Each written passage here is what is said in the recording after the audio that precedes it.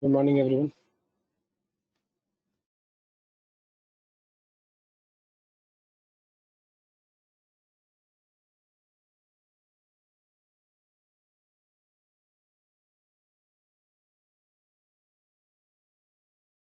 Hello, am I audible? Yes, sir. Any questions from last time?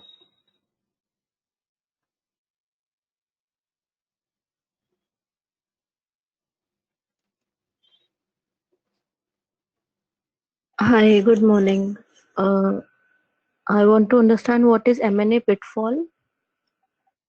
M&A pitfall is these are generally M&A pitfall is suppose if the reasons because of which primarily the M&A generally fail. So some of the reasons because of which M&A generally results in the failure are like cultural clash, uh, the ego problem between a X management and a Y management. So pitfall means the reasons because of which M&A could not get to a success or might result in failures. Okay. Some of the other examples of the M&A pitfall is you're buying out a company at a very high price, very similar to what happened to Tata Chorus deal. So Chorus is a good company to buy, was a good company to buy, but the Tata purchased that good company at a very high price, because of which the good pick becomes a bad transaction. Because if you're buying something which is worth 100 rupees at a price of 200, so even the product or the company is good, the transaction becomes bad because you've purchased it at a very high price. Yes. Purchasing at higher price other than the market value, that includes the goodwill. The how means every time it is so or what? शायद दीपक तुम्हारा आवाज clear नहीं आ रहा है. Could you repeat your question? If you could come One little minute, one closer minute, to mic. one minute, one. Now it's audible. Yeah, better. Yes, I want to say that they have paid a higher price other than more than the market value probably. Is that involves always that goodwill part of the transaction or what? No, not necessary. So in fact, some part of the goodwill is already inbuilt into the market price. So it is not always necessary. So for example, if the current market price is 100 rupees and you want to buy out the company and you're paying, let's say, 120, so the difference of what you're paying and the market price, which is 20 in this example, is not always is the premium for the goodwill. Now, this premium could be for a lot of other things as well. So for example, it could be a strategic importance to your business, which means, let's assume, if you're acquiring some, for example, Maruti acquiring MRF, the example that we discussed earlier from vertical integration perspective. Let's assume in a very competitive environment in auto sector, each and every company is struggling and wants to decrease the cost of their major raw materials so that they can survive. Now, for that to happen, one of the ways that you can either do this vertical or a backward integration with the supplier. So Maruti, let's say, come out with a plan of acquiring MRF. Now, in that case, it's they might be willing to pay a little more because they know if they do this, this will help strategically their business because it will help them to reduce the cost drastically. Because tires is again one of those uh, big raw, raw material for some company like Maruti. Now, for that, they might pay the extra over and above the market price. That might not always be the goodwill of MRF. That might be because that purchase might help them from a strategic perspective. So to come back to your question was, whenever the company pays extra premium, is that always only for the goodwill? The answer is no. It's not always only for the goodwill. Okay, the second question probably I don't know how relevant it is till what we have covered. paying Go ahead. extra money ahead of market value, surely it will impact the balance sheet and taxation part of that. So how, from the Of audit target perspective, of whose balance sheet? Target or acquiring? acquirer? Hmm. Okay. Hmm. So So how that's going to be treated in that balance sheet? Probably if we can, I don't know, we'll cover in the later part of this it's journey. it's no different from buying out any other assets. So for example, today, let's assume leave the merger acquisition aside. Let's talk about a property. Suppose I have purchased a property and its current market value is 10 lakh rupees. Now you want to buy that property from me, and I say I don't want to sell this to you, and you are in very much interested in buying a property, and you want that because this will help your business or whatever. Suppose you give me a proposition, okay, the market value is 10 lakh rupees, let me give you Nishant 15 lakh rupees. I said no. You said 20 lakh, I said no. You said 25 lakh, I said done. Now, so you are buying out 25 lakh rupees property for me. Any doubt, Deepak, till this point? No. This is No. possible? Yes. So this 15 lakh rupees that you're paying is a premium, correct?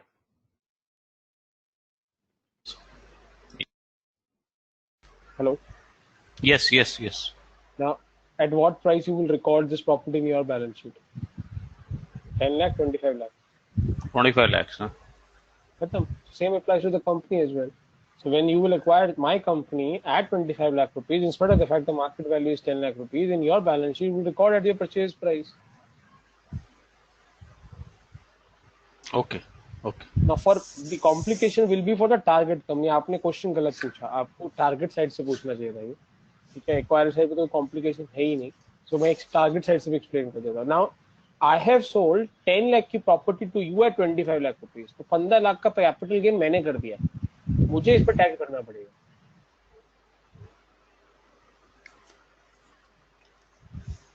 So acquirer will not have tax complications.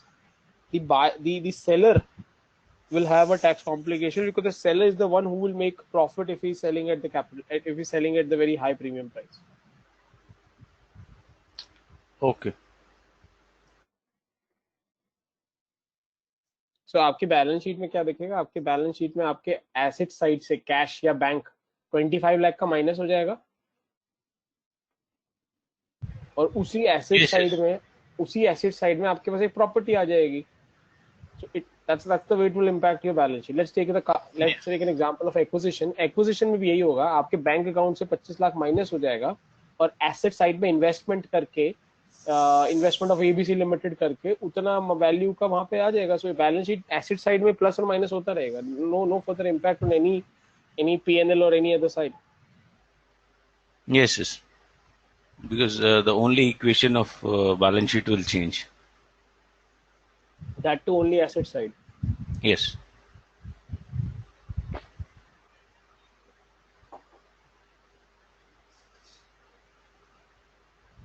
Anybody else? Any other question? Sir, what is leveraged buyout? As in the Tata and Chorus case study, I had read that it is a leverage buyout type of merger. Yeah, so it was first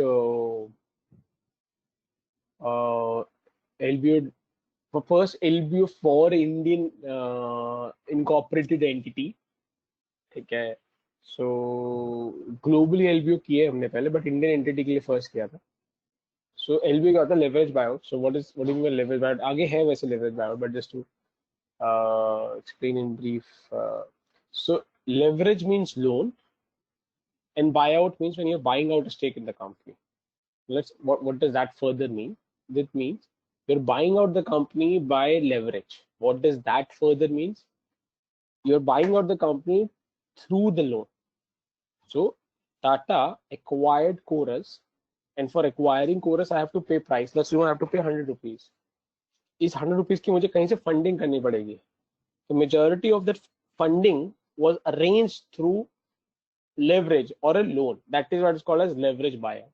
इसका structure कैसे create करते हैं deal का? किस तरीके से इसके covenants create करे जाते हैं वो एलबीओ हम डिस्कस करेंगे when we go to that stage. But leverage buy out means you're buying out the company, and for buying out the company the price that you need to pay or the cost that you need to pay, uska majority of the portion is being funded through leverage or debt. That's called as leverage buy. Okay. Okay, sir. ये थोड़ा सा अलग तरीके से structure किया जाता है. इसमें एक bridge loan structured SPV float करी जाती है, so उसके थ्रू वो कराया जाएगा आपको. In terms of legal structure काफी डिफरेंट होता है इस ट्रांजेक्शन में. Okay. Okay, sir.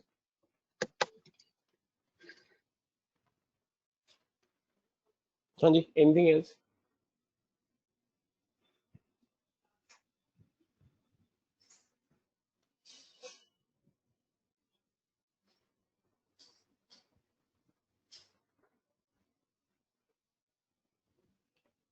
Anything else? No, sir.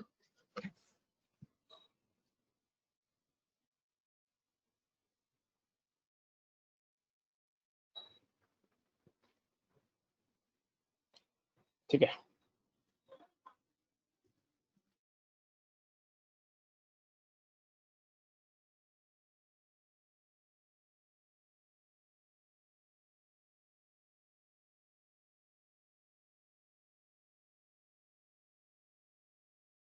So next topic is private equity.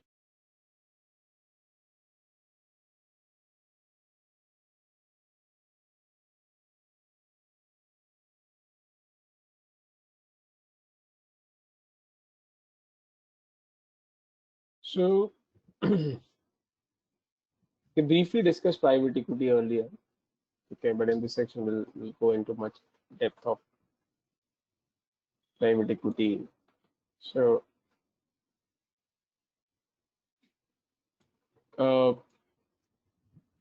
just to take a step back and refresh in terms of what to discuss. So we discussed that what do you mean by equity.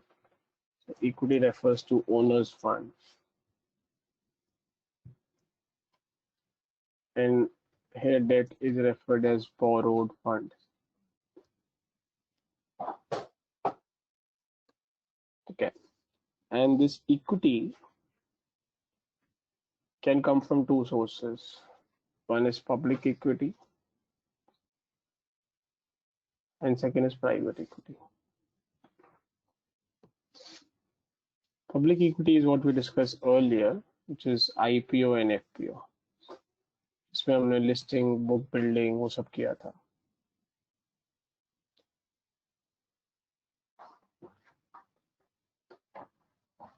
And second is a private equity. जो हमने briefly पहले discuss किया, but we'll go through this in more detail now. तो यहाँ तक किसी को कोई doubt है, just to refresh in terms of what we discussed earlier. I think in the first two session or first three session of the journey we started off with this IPO and FPO concept. यहाँ तक are you with me, correct? Yes, sir. Now, what do you mean by private equity? Private equity means you're raising, of course, equity from, and when you're raising equity privately from selected set of investors.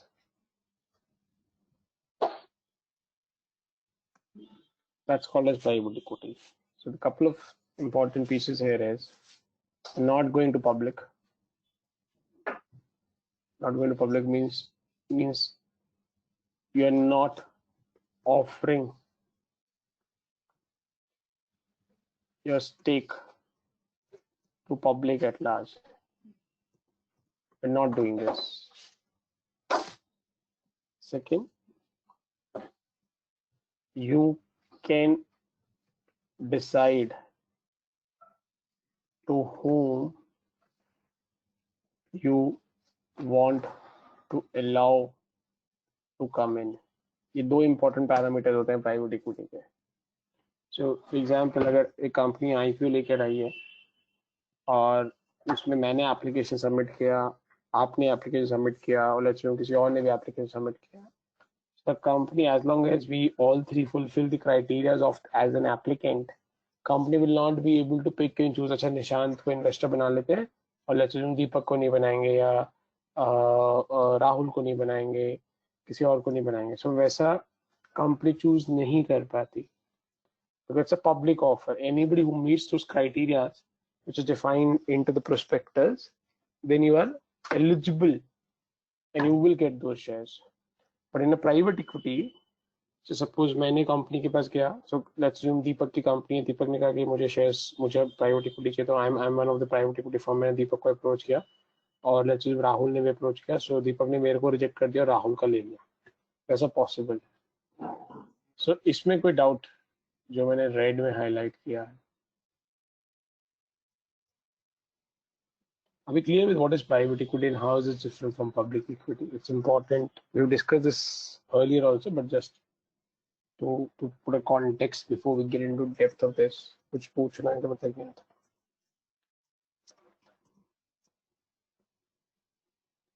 In this means if one company is having in public equity and they want to raise a private equity, that is through a preferential shares or what? That can be done in a public firm also, this private equity through this preferential shares and all. Question नहीं समझे। You're saying a company, please repeat your question. A person, for example, a company like Reliance, they are a listed company. They issue public equity, raise the funds from public equity. They can also raise through private equity. So अगर a company already listed है, and we can treat that public equity raising as an treated as preferential shares and all. नहीं, preference shares is a different concept. So that is a type of an instrument. Public equity or private equity is a channel. Okay, I can go for preference shares through public offer. I can go for preference shares through private mode as well. So try and understand equity, debt and preference और convertibles और hybrids जो आगे जाके हम करेंगे, ये सब type of instruments है।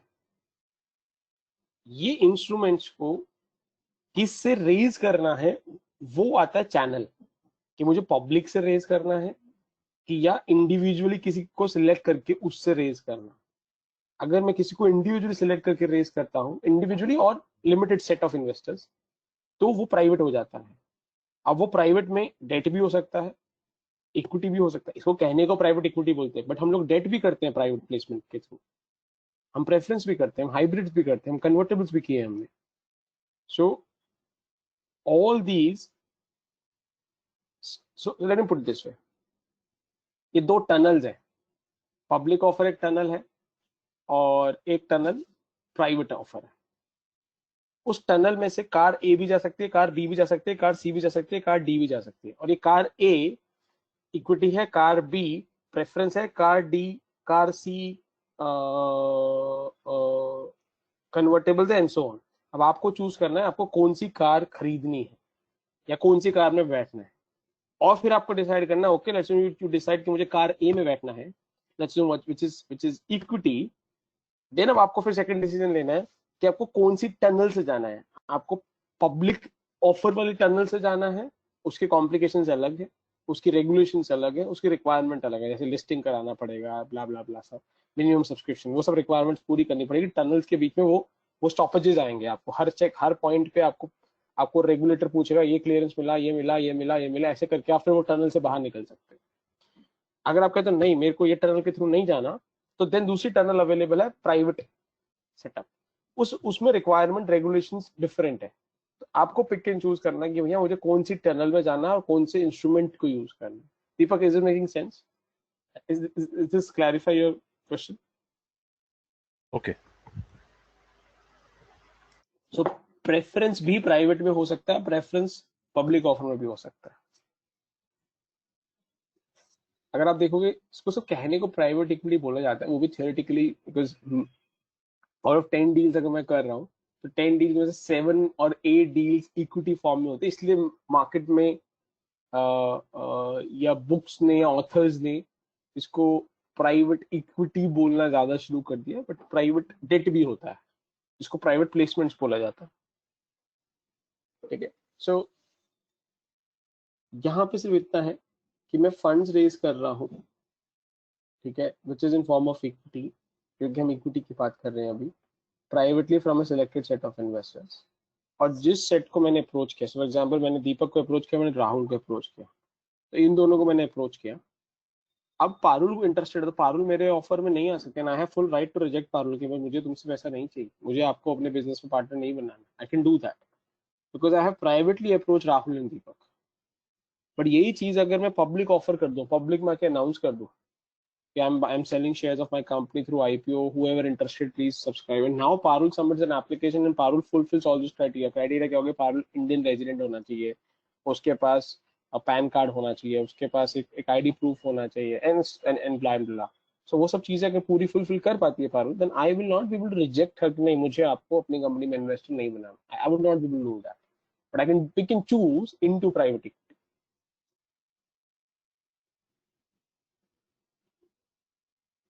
गाइस ये क्लियर है?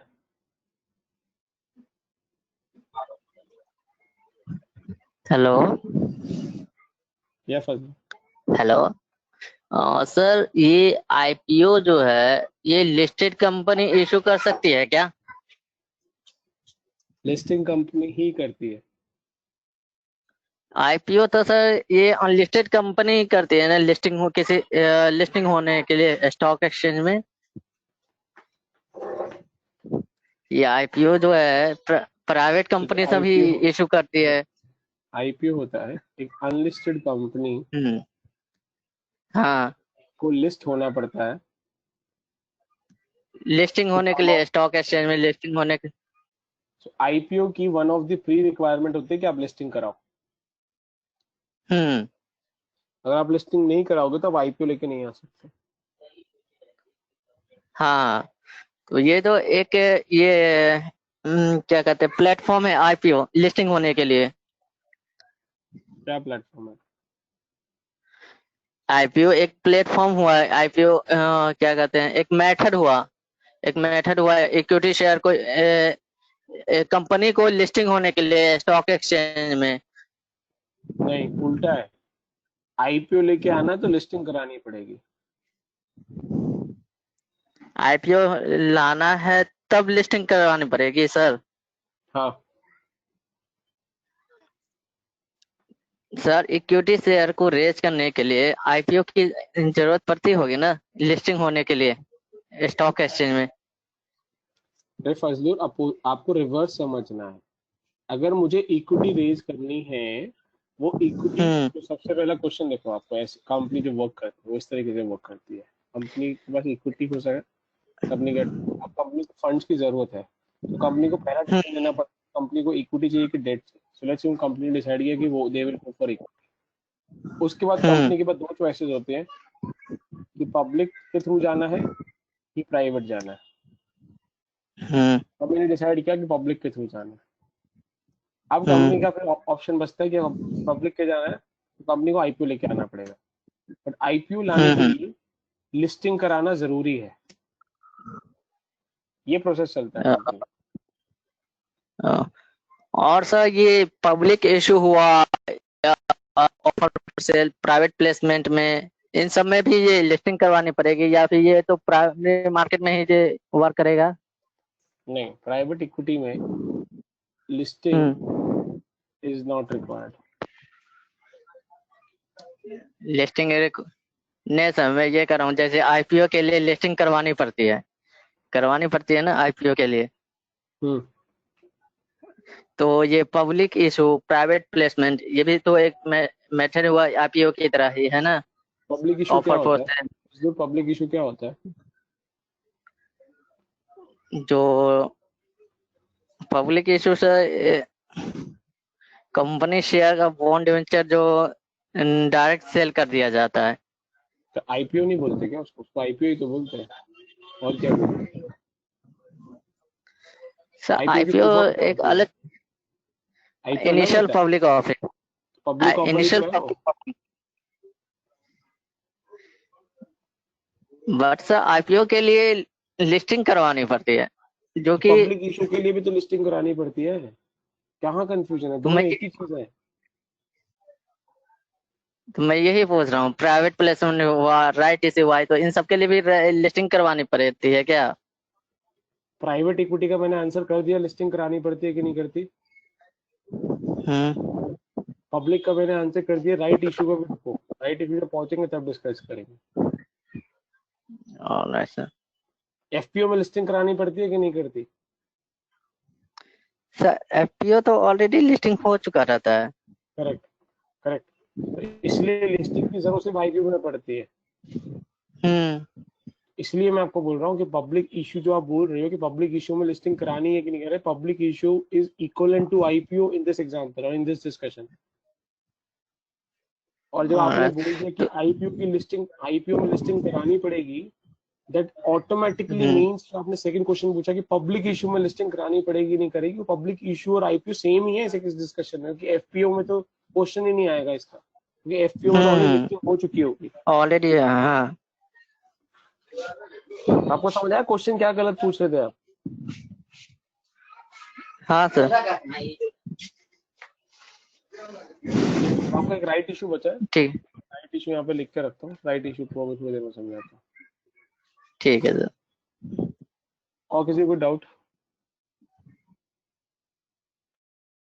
Sir, basic difference between IPO and FPO. Difference between IPO and FPO, ये तो हमने किया ना मनमीत sir. पहले। आईपीओ होता है जो फर्स्ट टाइम कंपनी ऑफर करके आती है, और एफपीओ होता है कि No, sir. कंपनी जो पहले से ऑफर कर चुकी होती है। अच्छा, मतलब FPO जो पहले से ऑफर कर देगी और IPO मतलब जो प्रेजेंट टाइम पे ऑफर कर रही होगी। नहीं, आईपीओ होता है कंपनी अपनी लाइफ में फर्स्ट टाइम जब ऑफर करती है उसको आईपीओ बोलते हैं। ठीक है।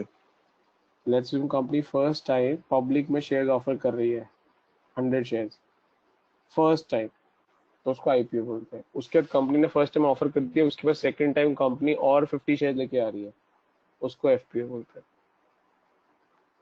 ठीक है सर, ओके। ये तो डिस्कस किया था ना हमने, सो आई थिंक सेकंड या थर्ड क्लास में हमने डिस्कस किया था एफपीओ आईपीओ क्या होता है। सर IPO तो किया था, तो याद है मुझे, बट FPO मुझे याद नहीं था, इसलिए कुछ आपसे। नहीं, एफपीओ नहीं किया था हमने डिस्कस। FPO नहीं किया था सर। एफपीओ नहीं किया था हमने डिस्कस, बता देता फिर। सो फॉर एग्जांपल आईपीओ क्या है, कंपनी जब फर्स्ट टाइम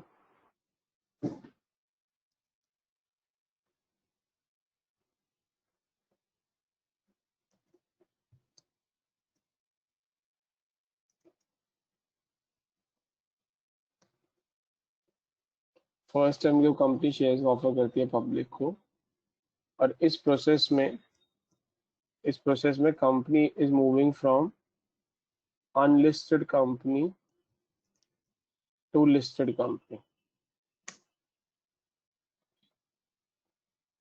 इसमें किसी को डाउट है?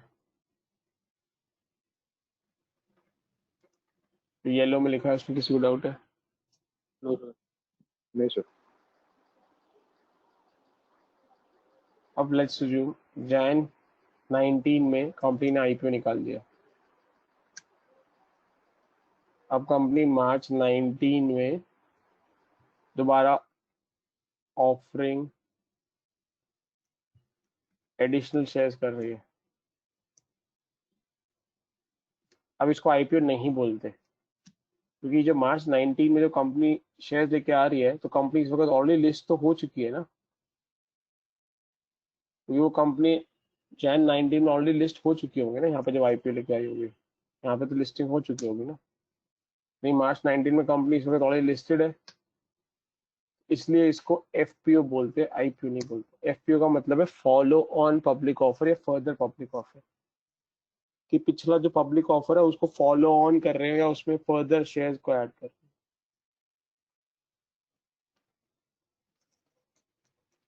So when company issues the shares to the public anytime after second time onwards, that's called as FPO. When a company is first time offering shares to the public and moving from an unlisted company to a listed company, that's called as IPO.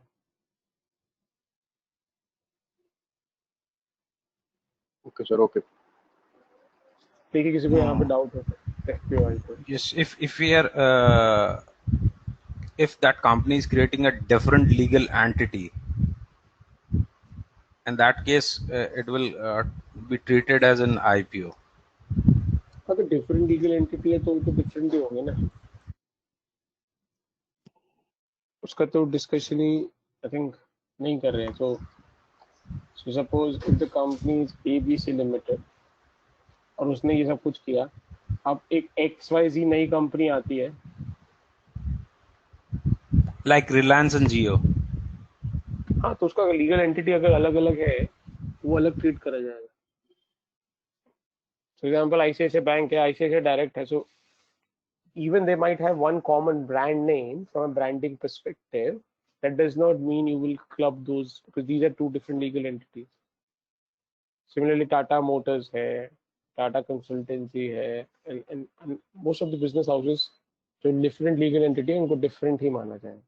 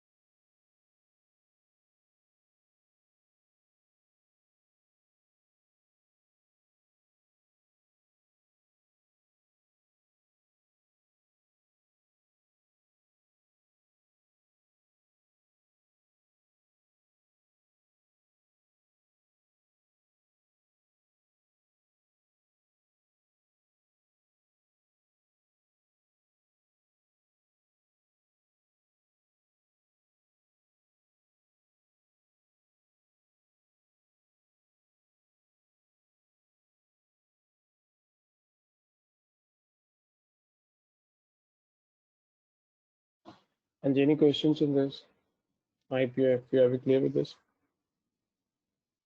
So I have a question. हाँ जी, बोलिए। For example, I come up to you and say that, please. I can't hear you very clearly. Okay. For example, I am a company and I want to raise funds through private equity. I come up to you and say, please invest in my company, and you agree to that. And then you say that because my investment is forming a major chunk in your capital, I want decision-making rights in your company. So will it be called a merger, or how will it work? No, so suppose it will be, so if you come to me and say, please invest, and if I say, okay, I will take 55% stake in your company, okay, so this will become an acquisition, that I'm acquiring your company. But if you're comfortable with this, you're happy with it, and I'm happy with it, okay, then this is not turning out to be an hostile acquisition. It's more like a friendly acquisition, which is generally starts hinting towards a comfort zone कि आप okay हो, तो इसको hostile acquisition generally नहीं बोलते. Scenario 2, मैंने आपको approach किया, आपने कहा नहीं, फिर भी मैंने आपके 55% से खरीद लिया किसी तरीके से, उसको hostile acquisition बोलते हैं.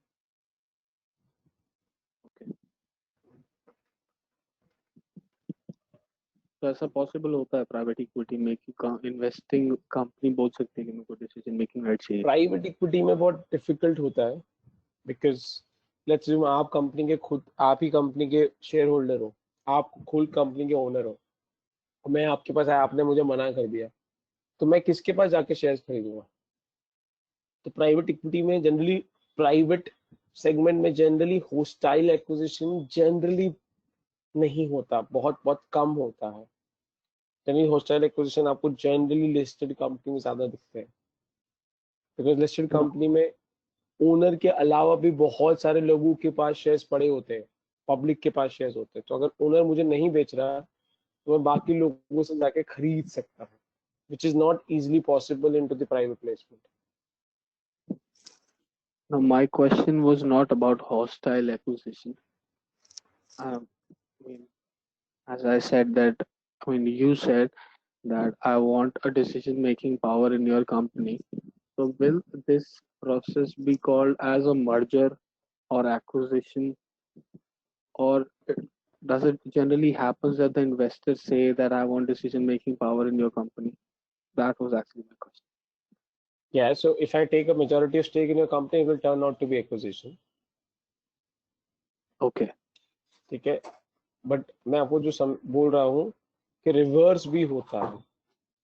ठीक है, रिवर्स इज दिस कि even if I take 40% stake in the company, still I will be very active in decisions making company.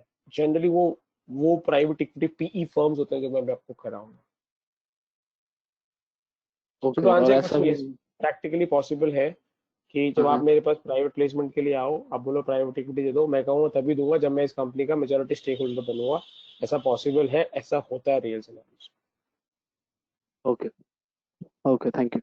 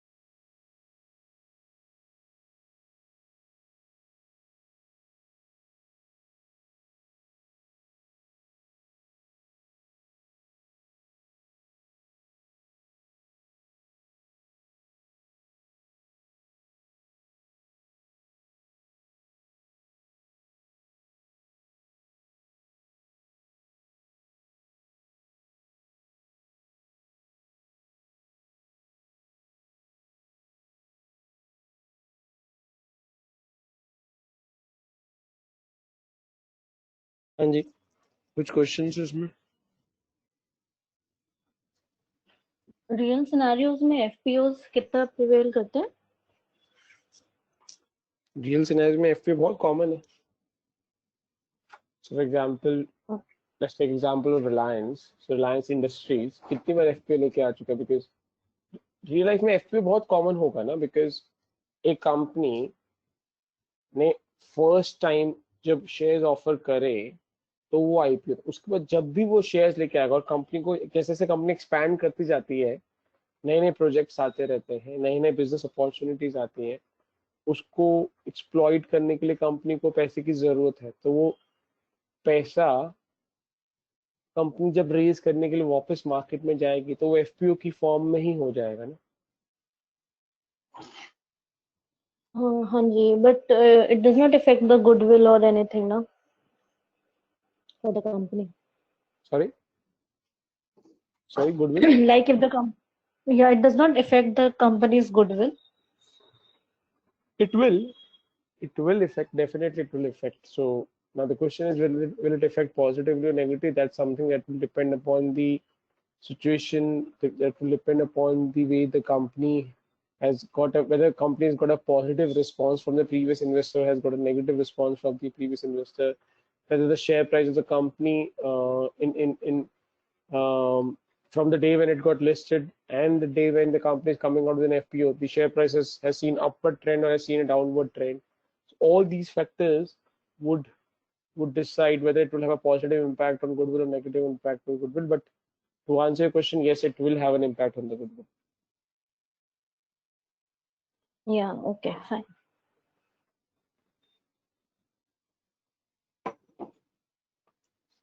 Okay. So Sir, in discussing also 90% share have to be allotted, then only it will be successful. sorry. I'm saying in FPO also 90% of shares have to be allotted to the public, then only it will be called as successful or any other Yeah, criteria.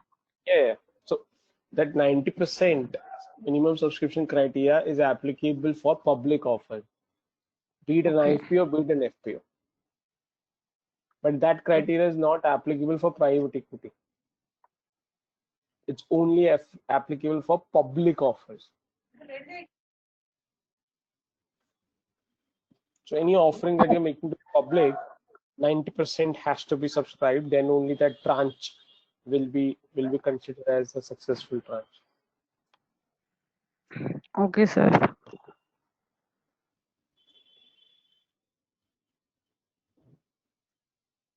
Now coming to rights issue, what do you mean by rights issue? The rights issue is when company is making an offer to its existing shareholders to buy more shares of the company. And in case the existing shareholders decide not to buy those shares, then those shares are being offered to the public at large. So let's take an example. Suppose एक listed company है, which means उसका IPO already आ चुका है, ठीक है. अब company और 50 share लेके आती है. We are referring to FPO now. But वो 50 शेयर्स पहले कंपनी अपने पुराने जो शेयर होल्डर्स हैं उनको ऑफर करती है कि हम 50 शेयर्स और लेके आ रहे हैं, आपको खरीदने में इंटरेस्ट है. तो लेट्स अज्यूम उस 50 शेयर्स में से 30 शेयर्स पुराने इन्वेस्टर ने खरीद लिए.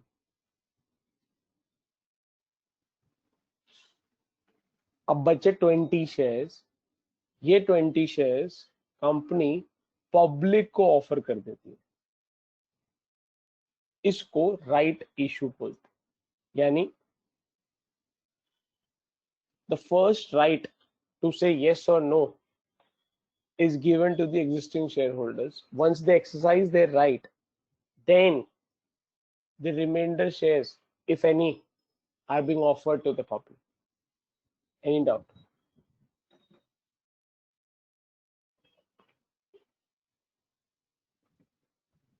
Then how is it different from private equity? Sorry? How is it different from private equity then? How is it different from private equity? Private equity में existing shareholders को कहाँ offer किया मैंने? Private equity तो privately कर रहे हैं ना. Right issue तो वापस से आप अपने existing investors के पास ही पहुंचे ना. Right, private equity में तो आप नए investors but private और sorry but राइट्स इशू में आप पहले अपने एग्जिस्टिंग शेयरहोल्डर्स के पास जाते हो, फिर पब्लिक के पास जाते हो. यहाँ पे भी तो सर प्राइवेट इक्विटी की तरह पहले हमारी प्रेफरेंस रहती है कि हमने इन बंदों से पूछना था. सॉरी, प्राइवेट इक्विटी में जैसे हमारी प्रेफरेंस है कि हमने पर्टिकुलर बंदों के पास ही जाना है, तो राइट इशू में भी वही हुआ शायद. ये वो क्या हुआ, अगर आपके बहुत सारे पब्लिक में इन्वेस्टर्स हैं पहले से, जैसे रिलायंस जैसी कंपनी है, रिलायंस के पब्लिक में इन्वेस्टर्स हैं ऑलरेडी, तो अब वो जब राइट्स इशू लेके आता है, और आप भी इन्वेस्टर हो, मैं भी इन्वेस्टर हूँ, और मैं भी अप्लाई करता हूँ, आप भी अप्लाई करते हो, वो हम दोनों में से चूज नहीं कर सकता ना, उन्हें हम दोनों का ऑफर एक्सेप्ट करना पड़ेगा ना, ओके ओके क्योंकि एप्लीकेंट की एलिजिबिलिटी क्या है, you need to be an existing investor. आप और मैं दोनों एग्जिस्टिंग इन्वेस्टर हैं, तो हम दोनों अप्लाई कर सकते हैं ही। Reliance company can't say no to me और can't say no to you. But अगर वो प्राइवेट इन्वेस्टमेंट में ऑफर मांगता है और आप अप्लाई करते हैं और मैं अप्लाई करता हूँ, तो वो मुझे रिजेक्ट कर सकता है और आपको रिजेक्ट कर सकता ओके ओके। हाँ हेलो सर। है। हाँ बस सर ये प्राइवेट प्लेसमेंट से कैसे डिफरेंट है? क्या private right issue private placement से डिफरेंट कैसे हुआ? प्राइवेट प्लेसमेंट भी तो प्राइवेट प्लेसमेंट क्या होता है? Where you are offering shares privately to selected set of investors. ठीक है? अपने एग्जिस्टिंग शेयर होल्डर को। नहीं, ऐसा मैंने नहीं बोला, ऐसा आपने बोला। हाँ मैं ये बोल रहा हूँ। प्राइवेट प्लेसमेंट का मतलब ये नहीं होता एग्जिस्टिंग शेयर होल्डर्स को दे रहा। प्राइवेट प्लेसमेंट का मतलब होता है सेलेक्टेड एग्जिस्टिंग शेयर होल्डर। नहीं, प्राइवेट प्लेसमेंट का मतलब सिलेक्टेड न्यू इन्वेस्टर्स। एग्जिस्टिंग को धोना दिया जाता है प्राइवेट प्लेसमेंट में। जैसे सर रिलायंस कंपनी ही है, रिलायंस कंपनी है, उसका एग्जिस्टिंग शेयर होल्डर उसका एम्प्लॉय है, तो उसमें से उस एम्प्लॉय में से कुछ सेलेक्ट करेगा, कुछ एम्प्लॉय को सेलेक्ट करके ही वो अपने शेयर उसे दे देगा। उसको ईसॉप बोलते हैं। क्या सर? उसको ईसॉप बोलते हैं। ईशॉप? हाँ, employ stock option plan. But sir ESOP में तो दूसरा चीज होता है। क्या होता है? मैं भूल रहा हूँ यहाँ पर ईशॉप का, बट ईशॉप का है ऐसे ही है, लेकिन उसमें कुछ और भी होता है। प्राइवेट प्लेसमेंट के बारे में मैंने ऐसा पढ़ा था कि एग्जिस्टिंग शेयर होल्डर इसमें से ही कुछ सिलेक्टेड कर दिया जाता है, उसमें बांट दिया जाता है शेयर को, अपने शेयर को, न्यू शेयर जो। आपने या तो पढ़ा गलत है या आपकी अंडरस्टैंडिंग गलत है। प्राइवेट प्लेसमेंट का मतलब होता है, प्राइवेट प्लेसमेंट का मतलब और होता है राइट इशू में तो ऑल एग्जिस्टिंग शेयर होल्डर को ऑफर कर दिया जाता है, लेकिन प्राइवेट प्लेसमेंट में कुछ सिलेक्टेड एग्जिस्टिंग शेयर होल्डर को ही किया जाता है ऑफर। अच्छा, प्राइवेट प्लेसमेंट में मैं नए इन्वेस्टर को सिलेक्ट नहीं कर सकता? कर सकते हैं, बट सिलेक्टेड के बाद, अगर सिलेक्टेड एग्जिस्टिंग शेयर होल्डर के बाद, जैसे राइट इशू में ऑल एग्जिस्टिंग शेयर होल्डर को पहले पूछ लिया, फिर उसके बाद पब्लिक को ऑफर कर दिया गया, वैसे ही कुछ सिलेक्टेड एम्प्लॉय को। प्राइवेट प्लेसमेंट में आई कैन सिलेक्ट, मुझे किस इन्वेस्टर से चूज करना है। अब वो मेरा एग्जिस्टिंग इन्वेस्टर के पास जाने का मेरे पास पोटेंशियल है, उसके पास पैसा, मैं उससे भी रेज कर सकता हूँ। फॉर एग्जाम्पल, लेट्स अज्यूम मेरी कंपनी ए है, ठीक है, और कंपनी का 100% स्टेक मेरे पास है एन के पास। लेट्स कंपनी का नाम एबीसी लिमिटेड कर देते हैं, ठीक है। 100% स्टेक एन के पास है। अब मैंने 40% स्टेक मान लो सी को दे दिया, तो मेरे पास अब 60 रह जाएगा। हाँ, ये प्राइवेट प्लेसमेंट है कि नहीं है? ये जो है, ये सी वाला प्राइवेट प्लेसमेंट है कि पब्लिक प्लेसमेंट? प्राइवेट प्लेसमेंट ही है। ये तो एग्जिस्टिंग नहीं है, न्यू है ना ये। यहाँ तक कोई डाउट तुम्हें? नहीं सर। ठीक है, आगे चलते हैं। अब कुछ दिनों के बाद या कुछ सालों के बाद 10% स्टेक डी को दे दिया, और अब यहाँ पे मेरा 50% या 55 रह गया और इसका 35 रह गया। अब ये जो डी को किया, ये प्राइवेट प्लेसमेंट है कि पब्लिक ऑफर है? सर यहाँ पर तो पब्लिक हो जाएगा। अच्छा, ये डी पब्लिक हो जाएगा? डी क्योंकि एग्जिस्टिंग है ही नहीं ना। तो वो तो सी भी एग्जिस्टिंग नहीं था। बट सी को ऑफर किया गया एग्जिस्टिंग के बाद ही ना सर। अगर एग्जिस्टिंग अगर नहीं लिया तब, एग्जिस्टिंग सिलेक्टेड एग्जिस्टिंग नहीं लिया तब। ये कंपनी अभी भी अनलिस्टेड कंपनी है फजलू, तो आप बोल रहे हो अनलिस्टेड कंपनी है ये अभी भी, तो डी जो है वो पब्लिक ऑफर हो जाएगा, ऐसा आप बोल रहे हो मुझको? हाँ आप एक बार देख लो ध्यान से, जो आप बोल रहे हो आपको सही लग रहा है? एक अनलिस्टेड कंपनी पब्लिक ऑफर कर सकती है? लिस्टेड कंपनी सर तो पब्लिक ऑफर के प्राइमरी मार्केट में ही कर सकती है। फजलू, पब्लिक ऑफर करने के लिए तो उसे लिस्टिंग करना पड़ेगा। ये एबीसी लिमिटेड अभी अनलिस्टेड है, ठीक है? अब मुझे बताओ, जो डी से कंपनी डी से पैसा ले सकते हैं कि नहीं ले सकते, पहले तो ये बताओ आपके अंडरस्टैंडिंग के हिसाब से। कंपनी सही क्या, मैं बता दूंगा आपको, आपके हिसाब से D company ABC limited D से पैसा ले सकती है कि नहीं ले सकती, और ये अनलिस्टेड ही है और अनलिस्टेड ही रहेगी? नहीं ले सकते सर। ओके, तो आपके हिसाब से सिर्फ कोई भी कंपनी अगर खुलती है तो उसमें दो ही लोग इन्वेस्ट कर सकते हैं, तीसरा कोई इन्वेस्ट नहीं कर सकता, आपका ये अंडरस्टैंडिंग? क्योंकि तीसरा पर्सन को आने के लिए आप कह रहे हो कि ये लिस्टेड अनलिस्टेड कंपनी को लिस्टेड होना जरूरी है। This is what you saying, correct? नहीं सर, मैं यहाँ पर ये कह रहा हूँ यही तो बोल कि रहे हो को आप। मैं कंफ्यूज मैं ये भी कह रहा हूँ कोई भी कंपनी अगर ये शेयर इशू करने के लिए वो इशू तो कर ही सकती है। प्राइमरी मार्केट में तो वो ट्रेड कर ही सकती है ना सर, अनलिस्टेड कंपनी। हेलो, जो क्वेश्चन सिंपल सा ये है, ये कंपनी अनलिस्टेड है, ये डी से पैसा रेज कर सकती है, हाँ या ना? कर सकती है सर, अनलिस्टेड रहते हुए भी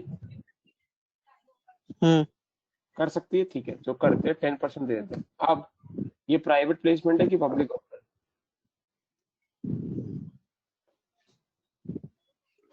आपके हिसाब से पब्लिक ऑफर है, जो आपने पढ़ा या जो भी आपके अंडरस्टैंडिंग, आपके हिसाब से पब्लिक ऑफर है। आप खुद सोचो, पब्लिक ऑफर का डेफिनेशन क्या होता है? पब्लिक ऑफर का डेफिनेशन होता है कि लिस्टेड कंपनी पब्लिक को ऑफर करती है, ये तो अनलिस्टेड है, ये पब्लिक ऑफर कैसे हो जाएगा? ये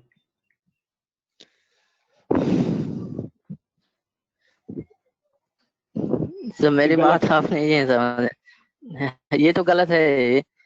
अरे बड़ी मैं ये समझाया मेरे को। सर प्राइमरी मार्केट में तो सर जो ट्रेडिंग करता है कंपनी, शेयर तो इशू होगा ही प्राइमरी मार्केट में। प्राइमरी मार्केट में शेयर इशू होता है तो वो प्राइमरी मार्केट में तो कंपनी सब तो लिस्टेड होता ही नहीं है ना। प्राइमरी मार्केट में कंपनी के शेयर्स ट्रेड हो रहे हैं विदाउट लिस्टिंग, वैसा ऐसा बोल रहे हो आप? हाँ मैं लिख लेता हूँ, ठीक है? आप एक बार देख लो क्या लिख पा रहे हो। ठीक है सर, शेयर्स ट्रेड हो रहे हैं, ठीक है, विदाउट लिस्टिंग।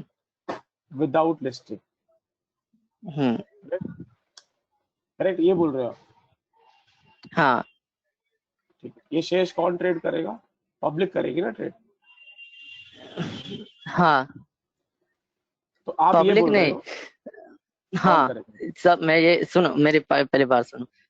कैपिटल मार्केट दो तरीके का, primary market and secondary market. Primary market में क्या होता है सर, अनलिस्टेड कंपनी ट्रेडिंग करती है, तो वो तो इक्विटी, वो शेयर को तो इशू करेगी, शेयर को जो इशू करेगी आईपीओ एफपीओ इसके थ्रू, ये सब के थ्रू ही करेगी ना। तो यहाँ पर तो लिस्टेड कंपनी हो ही नहीं।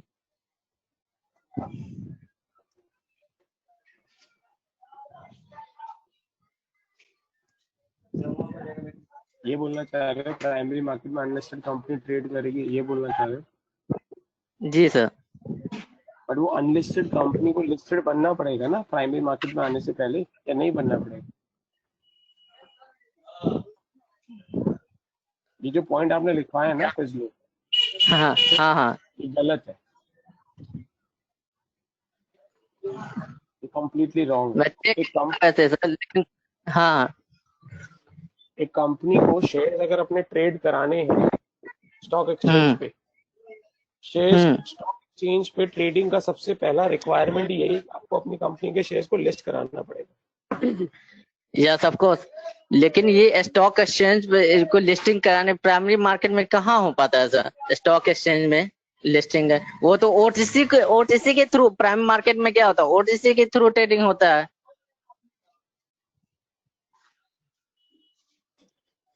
ओटीसी के थ्रू जो ट्रेडिंग होता है, ओटीसी की जो ट्रेडिंग होता है उसको ट्रेडिंग नहीं बोलते, तो सर प्राइवेट प्लेसमेंट बोलते हैं। ठीक है, सो फॉर एग्जांपल, ये जो एग्जांपल मैंने आपको दिया, एबीसी लिमिटेड कंपनी, एन ने अपना जो शेयर सी को बेचा, वो स्टॉक एक्सचेंज पे बेचा कि ओटीसी में बेचा? फिर से कहना सर। एबीसी लिमिटेड का जो मैंने एग्जांपल आपको स्क्रीन पे दिया है, इसमें जो एन ने अपना स्टेक बेचा है सी को, वो ओटीसी पे बेचा है कि स्टॉक एक्सचेंज पे बेचा है? ओटीसी पे सर। तो प्राइवेट प्लेसमेंट हो गया वो। यहाँ तो ठीक है ना? हाँ सर। अब एन ने और स्टेक बेचा डी को, ये ओटीसी में बेचा है कि स्टॉक एक्सचेंज पे बेचा है? ये भी सर ओटीसी पे ही बेचा। तो ये भी प्राइवेट प्लेसमेंट होना चाहिए ना? अभी तक आप क्या लिखवा रहे थे इसमें? पब्लिक ऑफर लिखवा रहे थे ना? जो मैं यही बोल रहा हूँ कि ये गलत है। डी को भी बेचेगा तो भी वो प्राइवेट प्लेसमेंट ही रहेगा। हाँ सर। बट इसको ट्रेडिंग नहीं बोलते हैं। तो सर इसको क्या बोलते हैं? इसको प्राइवेट प्लेसमेंट बोलते हैं। ट्रेडिंग का मतलब होता है, कि आप एक पब्लिक प्लेटफॉर्म पर जाके शेयर को बेच सकते हो, आसानी से ट्रेड कर सकते हो। अब एग्जांपल देता हूँ, मान लो डी ने ये शेयर खरीद लिया। अब डी इसको बेचना चाहता है, कहाँ बेचेगा जाके? कोई प्लेटफॉर्म है उसके लिए बेचने के लिए? कोई प्लेटफॉर्म नहीं है बेचने के लिए उसके लिए। कोई नहीं है। हाँ, वो भी ओटीसी के थ्रू बेच पाएगा। ओटीसी के थ्रू ही बेचना पड़ेगा और उसको भी प्राइवेट प्लेसमेंट ही बोलेंगे। तो लेट्स अज्यूम अब डी के बाद लेट्स अज्यूम एफ आ जाता है, जो डी से 5% स्टेक खरीद लेता है। हाँ, तो ये भी तो प्राइवेट प्लेसमेंट ही है। हाँ सर, जब तक वो लिस्टिंग नहीं होगा तब तक वो ओटीसी ही करता रहेगा। हाँ, इसको ट्रेडिंग नहीं बोलते, इसको प्राइवेट प्लेसमेंट बोलते। You need to be very careful with the terminology that क्यों बोलते हैं स्टॉक एक्सचेंज पे शेयर ट्रेड हो रहे हैं, क्यों ऐसा बोलते हैं? क्योंकि वो लिस्टेड रहता है सर। करेक्ट। तो इसलिए अनलिस्टेड कंपनी के शेयर्स ट्रेड हो रहे हैं, ये रॉन्ग टर्मिनोलॉजी है बोलने की। वहां पर बोला जाता है ओटीसी में सेल हो रहे हैं या बाय हो रहे हैं। यही डिफरेंस है बाय, सेल और ट्रेडिंग। Buying and selling. तो सर ट्रेडिंग में भी तो वही टर्म आ जाता है, बाइंग एंड सेलिंग। तो फैजलो देखो, आपको तो ठीक है वो मैंने बता दिया, अगर आपको उसके बाद भी वो यूज करना है, because you will go with the rigidity of the mind कि नहीं मैं तो वही नहीं सर, नहीं सर, मुझे यही तो ट्रेडिंग का मतलब, ट्रेडिंग और बाय सेल में डिफरेंस समझ लो। ट्रेडिंग और बाय सेल में डिफरेंस ये होता है, ट्रेडिंग मीन्स आप मास में एक साथ इमीडिएटली बहुत जल्दी एक पब्लिक प्लेटफॉर्म पर जाके बेच सकते हो, उसको ट्रेडिंग बोला जाता है। और बाय और सेल का मतलब है कि आपने एक खरीदा और आप आसानी से बेच नहीं पाओगे, आपको टाइम और एफर्ट लगेगा सेल करने। कभी ये सुना है बोलते हैं कि प्रॉपर्टी ट्रेड होती है? कभी आपने बोला कि मैं प्रॉपर्टी में ट्रेड करता हूँ? कभी प्रॉपर्टी कोई बोलते हैं सुना है कि प्रॉपर्टी में ट्रेडिंग करता हूँ? क्यों नहीं सुना? प्रॉपर्टी क्योंकि ओटीसी में ओटीसी में बाय एंड सेल होती है ना। हमेशा क्या बोलते हैं कि प्रॉपर्टी बाय एंड सेल के बिजनेस में डील करता हूँ। हाँ या ना? हाँ sir.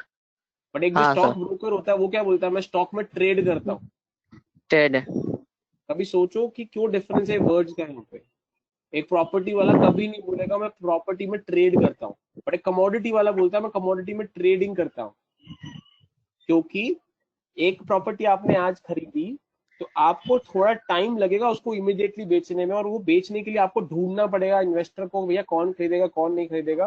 Trading is a word, यहाँ बहुत आसानी से पब्लिक प्लेटफॉर्म पे जाके बेच सकते हैं।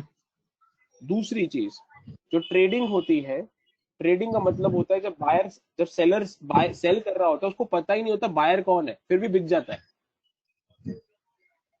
Yes sir. स्टॉक एक्सचेंज पे होता है, स्टॉक एक्सचेंज पे अगर मैंने आज रिलायंस का शेयर खरीदा और मैंने बेच दिया, तो कल जब मैं बेच दूंगा मुझे पता ही नहीं होगा किसने खरीदा। Yes sir. That is why trading is always associated with stock exchange. हाँ, अगर ओटीसी में इतनी जल्दी बाय सेल बहुत जल्दी जल्दी हो रहा है तो ओटीसी में ट्रेडिंग वर्ड आएगा। बट ये जो प्राइवेट प्लेसमेंट की हम लोग जो बात कर रहे हैं, इसमें मैं ट्रेडिंग वर्ड यूज नहीं करूंगा, बिकॉज ट्रेडिंग का मतलब होता है बहुत जल्दी बाय और सेल, बहुत रैपिड पेस पे बाय और सेल, और बहुत इजीली बाय एंड सेल होता है। द टाइम, नेगोशिएशन, प्राइसिंग वो सब नहीं होता। इसलिए you need to Yes. be careful in the term, and that's what I'm trying to explain to you. When you will sit for these interviews, you need to, how will interview assess कि आपको कितनी strong fundamental knowledge है। अब एक trading word को हम अगर bye और सेल से डिफरेंशिएट नहीं कर पाएंगे, so somebody will understand कि ठीक है आपको पता है, but you have to understand fundamental difference. That's what I'm trying to explain to you कि ट्रेडिंग का मतलब है बाय एंड सेल बोथ, यानी बाय किया तो मैं सेल भी कर सकता हूं जब मुझे जरूरत होगी, और अपने कन्वीनियंस के हिसाब से बहुत ज्यादा एफर्ट और टाइम मुझे नहीं लगाना पड़ेगा। बट जब मैं एक प्रॉपर्टी खरीदता हूँ या जब मैं ओटीसी में कंपनी में 5% स्टेक खरीदता हूँ, अगर मुझे 2 दिन के बाद या 10 दिन के बाद दोबारा बेचना है, क्या मैं इतनी आसानी से विदाउट टाइम और एफर्ट बेच पाऊंगा? The answer is no. इसलिए उसको बाय एंड सेल No. बोला जाता है।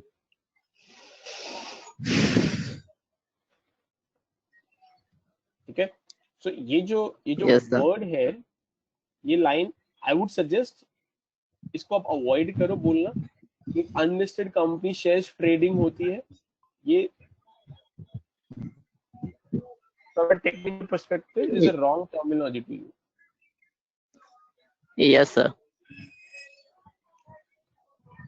हाँ, तो वर्ड जो यूज करे जाते हैं कि प्राइवेट कंपनी प्लेसमेंट ओटीसी में अपने शेयर्स ऑफर कर सकती है, बाय कर सकती है, सेल कर सकती है, ऐसा वर्ड यूज किया जाता है। Yes, sir.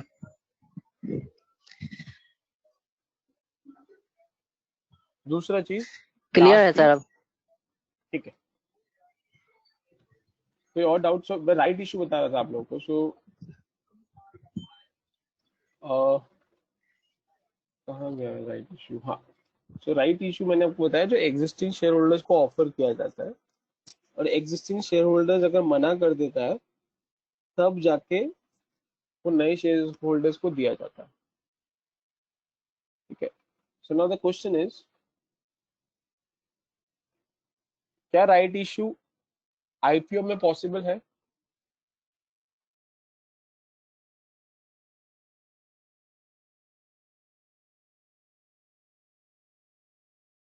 No.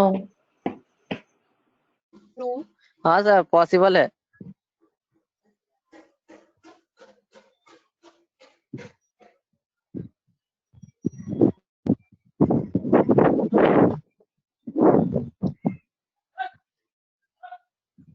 Hello.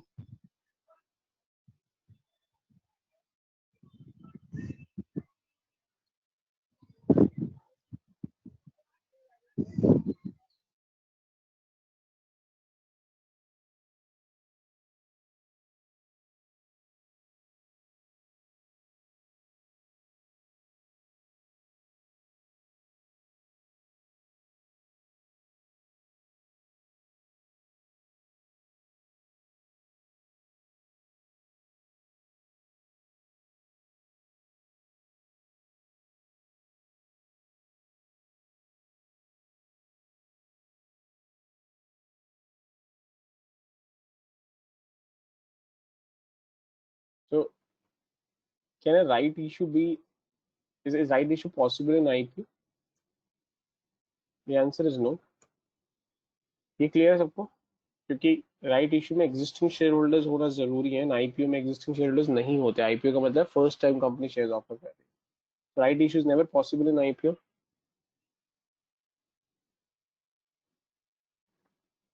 Guys hello, I am audible? Yes, yes. Yes, sir. Yes, sir. So right issue हमेशा एफपीओ में होता है। Is this piece clear? Yes, sir. चलिए, अब राइट इशू का एक क्वेश्चन हमने ऊपर पार्क किया था। क्या क्वेश्चन था ये किसका क्वेश्चन था? आई फॉरगॉट क्या क्वेश्चन था, कुछ तो राइट इशू मैंने थोड़ी देर पहले पार्क कराया था यहाँ पे। Who raise this question?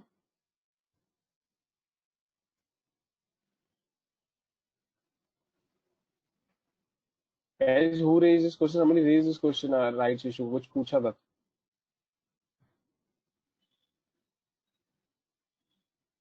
So I think Fazlur raised the question. You said you will mention it later.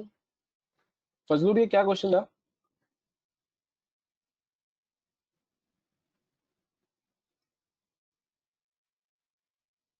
फजलूर ये दे। हेलो, यस हाँ सर। फजलूर, ये राइट इशू कुछ क्वेश्चन सर क्या याद है? क्या क्वेश्चन पूछा था आपने? राइट इश्यू का क्वेश्चन मैंने स्टार्टिंग में भूल रहा हूँ सर। चलो याद आया तो मुझे बता देना क्या क्वेश्चन।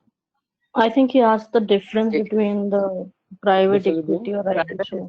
नहीं, वो क्लियर हो गया। वो स्टार्टिंग में ही मैंने पूछा था वो राइट इश्यू के बारे में, नहीं सॉरी, जब क्या सर क्वेश्चन था? Note down difference between?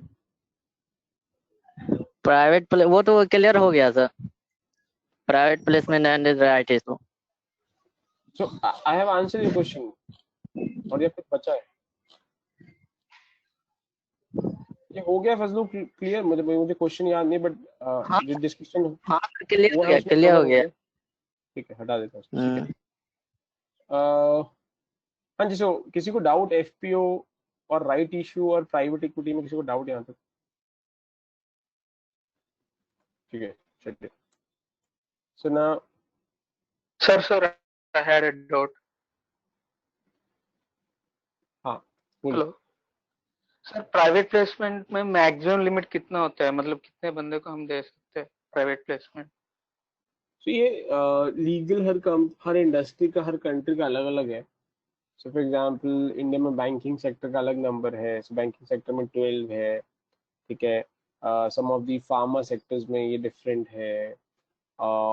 Auto sector में कोई कोई रिस्ट्रिक्शन नहीं है। ठीक है, कंपनीज एक्ट की अलग रिक्वायरमेंट्स है। सो हर एक लॉ डिपेंडिंग अपॉन आप कौन सी जुरिस्डिक्शन का लॉ फॉलो करना है आपको, एंड आप कौन से सेक्टर में ऑपरेट करते हो। जैसे जैसे आरबीआई, जैसे बैंकिंग सेक्टर है, सो बैंकिंग सेक्टर में अगर आपको प्राइवेट इक्विटी लेना भी है तो भी आरबीआई का अप्रूवल लगता है।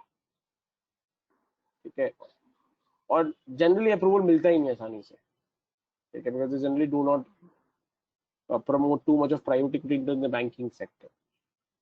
So this is the reason why each industry and each jurisdiction will have a different composition around this. But most of में आपको 12 और 17 के आसपास का नंबर मिलेगा। Okay sir, if maximum limit reach हो गया तो ऑटोमेटिकली लिस्टिंग करना पड़ेगा कंपनी को? नहीं, ऐसा जरूरी नहीं है। अगेन इसके भी बहुत सारे कंडीशंस होते हैं जो लॉ डिफाइन करता है। कर सकते हो, कुछ में आप अप्रूवल ले सकते हो, कुछ में आप आर्टिकल ऑफ एसोसिएशन को अमेंड कर सकते हो। तो बहुत सारे लीगल कॉम्प्लिकेशंस होते हैं, ऐसा नहीं कि करना ही पड़ेगा। हाँ, one of the option is आपको करना पड़ेगा, बट उसमें there are different ways through which इसके थ्रू आप बाहर निकल सकते ओके सर।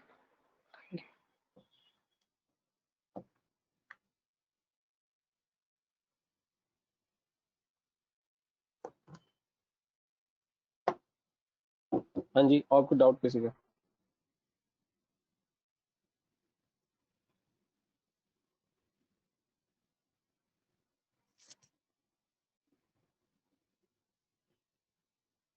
ठीक है, ये स्क्रीन पे देख लीजिए जो मैंने लिखा है।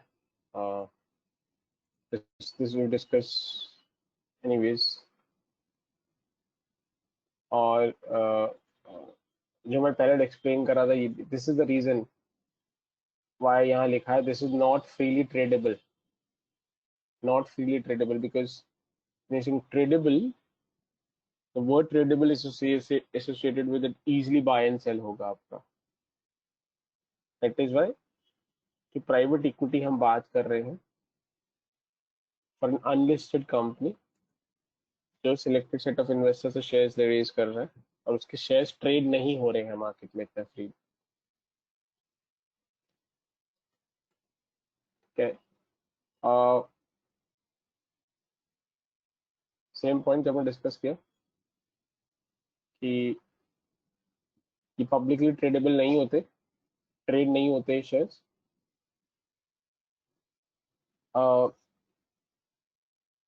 somebody who invests into these shares वो इतनी आसानी से शेयर्स को ट्रेड नहीं कर पाएगा.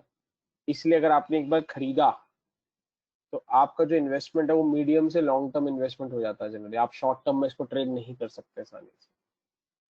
इसके डिफरेंट फॉर्म्स होते हैं, वेंचर कैपिटल फॉर्म्स वो आगे कराता हूँ मैं आपको.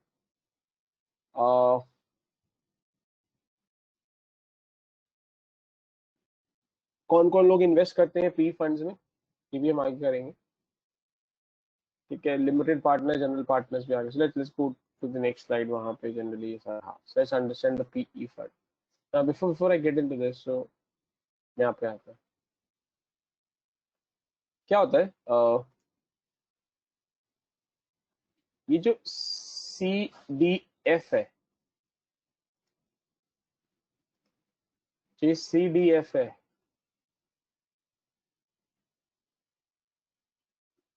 इसको PE फर्म्स बोला जाता है.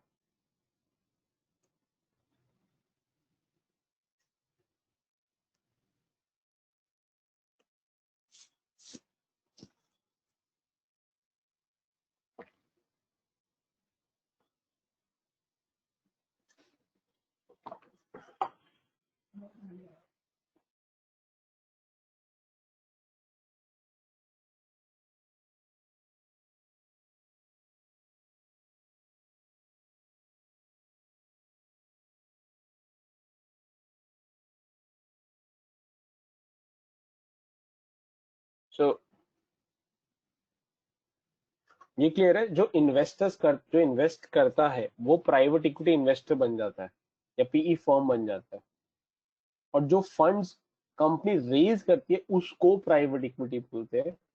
इस पूरे प्रोसेस को प्राइवेट प्लेसमेंट बोलते हैं. गाइस ये क्लियर है टर्मिनोलॉजीज.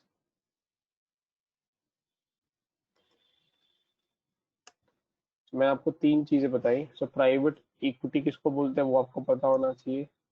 प्राइवेट इक्विटी इन्वेस्टर कौन है वो आपको पता होना चाहिए. फर्म कौन है वो आपको पता होना चाहिए.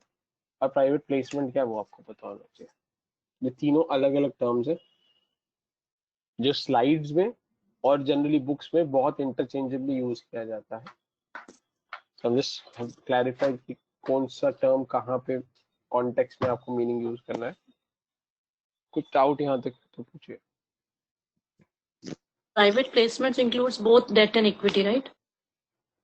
यस, प्राइवेट प्लेसमेंट का मतलब है कि मैं प्राइवेटली किसी के पास जाके पैसा प्लेस कर रहा हूँ या उससे रेज कर रहा हूँ. अब वो पैसा डेट का भी हो सकता है, प्रेफरेंस भी हो सकता है जो दीपक का पहले पूछ रहा था, और इक्विटी भी हो सकता है, डेट भी हो सकता है, और प्रेफरेंस भी हो सकता है, और हाइब्रिड भी हो सकता है. Okay.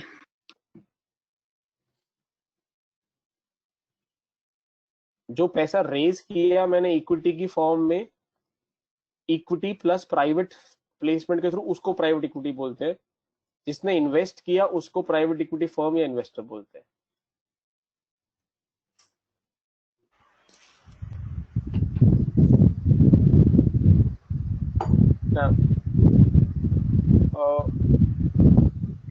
सो एक और टर्म होता है पीई फंड, वो भी समझ लेते हैं. सो now One question I have is that in this private placement, illiquidity is infused sorry, as private default. Private Sorry, placements, whatever we are saying is that because these are not tradable, trading is not there. So illiquidity is infused in the by Yes, default in yes, private yes, placements? yes. So हाँ देखो, ये शायद point यहाँ पे miss हो गया। I think this is the same point कि private equity जो इन्वेस्टमेंट है, ये इसका फीचर कह लो, लिमिटेशन कह लो कि ये लेस लिक्विड है, आसानी इलिक्विड है, which is same, and hence ये जनरली लॉन्ग टर्म रिजल्ट करता है। Because if you want to exit from this easily, you will not be able to exit in a short term. It will require a lot of time and effort to exit from this. इसलिए yes, it's an illiquid investment, private equity. तो next slide में भी हमने इसको बोला था कि ये मीडियम टू लॉन्ग टर्म है. So that's the same point. And the next question is, in this OTC market, always bid ask will be terminologies will be used? No, there are no bid and ask available in the OTC market easily, at least for this segments. Bid and ask वो होता है दीपक. So suppose we are saying that these market means illiquid platform पे हम बात कर रहे हैं, तो कोई प्लेटफॉर्म नहीं है, कोई प्लेटफॉर्म नहीं, there is no platform. That's why it's OTC ना. OTC means there is no common platform. आपको ढूंढना पड़ेगा, बायर को सेलर को ढूंढना पड़ेगा, सेलर बायर को ढूंढना पड़ेगा, और जब वो मिल जाएगा तो ही बिड एंड आस्क आएगा. जब तक वो जब डील स्टार्ट होगी then only this bid ask will come. हाँ, बट उसको बिड एंड आस्क नहीं बोलते हैं in technical terminology. Bid and ask होता है कि मैं लेट्स आज तो मार्केट बंद है, लेट्स आज मंडे अगर होता वर्किंग मार्केट आज में मैं प्लेटफॉर्म खोल के देखूं, मुझे बाय और सेल करना ही नहीं है, फिर भी मुझे बिड और आस्क मिल जाएगा रिलायंस शेयर का कि कितने पे खरीद सकता हूँ, कितने पे बेच सकता हूँ. उसको बिड एंड आस्क बोलते हैं. अगर मुझे बायर को ढूंढना पड़ेगा, सपोज मुझे प्रॉपर्टी बेचनी है या मुझे प्रॉपर्टी खरीदनी है, मैंने एक सेलर को ढूंढा कि यार ये प्रॉपर्टी में खरीदनी है, उसके बाद मैं पूछूंगा कितने का बेचेगा. अब मेरे लिए आस्क है, बिड नहीं है. बिड तो अभी भी अवेलेबल नहीं है, सिर्फ एक ही प्राइस मिला है मुझे. बिड एंड आस्क होता है कि आपको एक साथ दोनों प्राइसेस अवेलेबल है, बायर मतलब बाई साइड से भी, सेल साइड से भी. अब आप चूज कर लो आपको क्या करना, उसको बिड एंड आस्क बोलते हैं. जैसे करेंसी सेगमेंट्स में होता है, गोल्ड में होता है. गोल्ड में अगर सपोज अगर आप कमोडिटीज वगैरह अगर डील करते हो, आपने देखा स्क्रीन वगैरह, तो उसमें जैसे अगर हम डॉलर आईएनआर की बात करेंगे, तो डॉलर आईएनआर के लिए आपको दो रेट दिखते हैं एक साथ. बाय का भी रेट अवेलेबल है, सेल का भी रेट है. बट मुझे प्रॉपर्टी खरीदने जाऊंगा तो मुझे बाय का भी रेट और सेल का भी रेट आसानी से अवेलेबल नहीं हो सकता है एक ही अवेलेबल हो सकता है दोनों भी अवेलेबल है.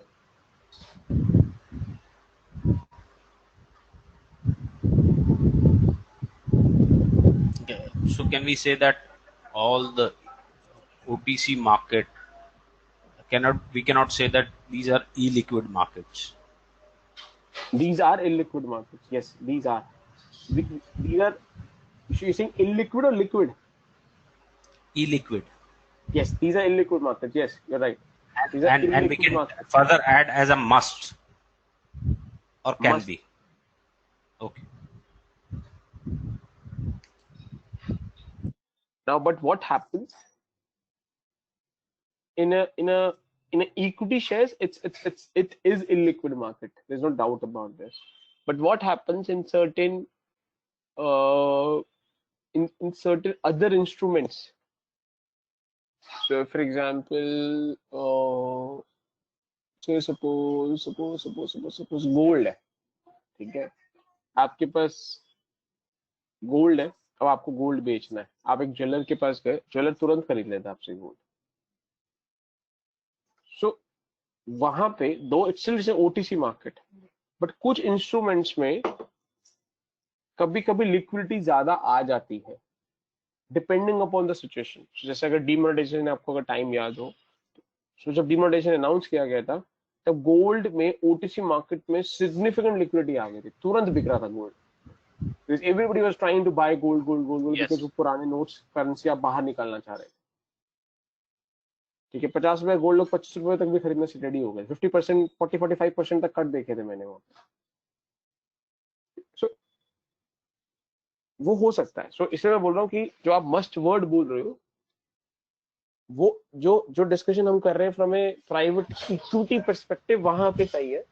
बट कुछ इंस्ट्रूमेंट्स अगर आप उससे बाहर जाके मार्केट में देखोगे तो कुछ इंस्ट्रूमेंट्स आपको दिख जाएंगे जहां पे आपको for some instruments temporary depending upon the phase, और सम इंस्ट्रूमेंट्स जनरली परमानेंटली वो थोड़े इलिक्विड नहीं होते और वो जनरली लिक्विड होती है उसमें।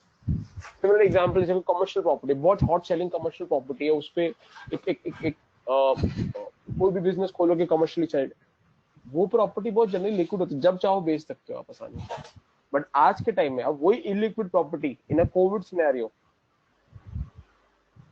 बेकार है, because for example I don't know from Delhi और Mumbai, but if from Delhi, so let me give an example, जो गुड़गांव आपका साइबर हब वगैरह में, तो उसमें ऑफिस स्पेस नहीं मिलते थे पहले, ठीक है, आसानी से आपको ऑफिस स्पेस मिलते नहीं थे, आपको बहुत ईयर्स का वेटिंग क्यू में पहले रजिस्टर करना पड़ता, तब कोई कंपनी खाली होगी तब आपको उसका स्पेस मिलता था अगर आपको वहां पे अपना ऑफिस खोलना, ठीक है। बट अब कोविड में उल्टा सिचुएशन है, they have lot of space, lot of offices are shut down, they have moved from work from home, they have exited from those complexes rather than paying rent, and now they are running behind the owners of those complexes are running behind the corporate teams to कि यार हमारे यहाँ rentals पे आप खोल लो, and things have changed.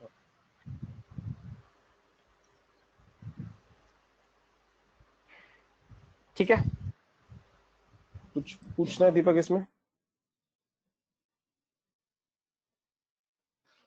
No, because my question to you was it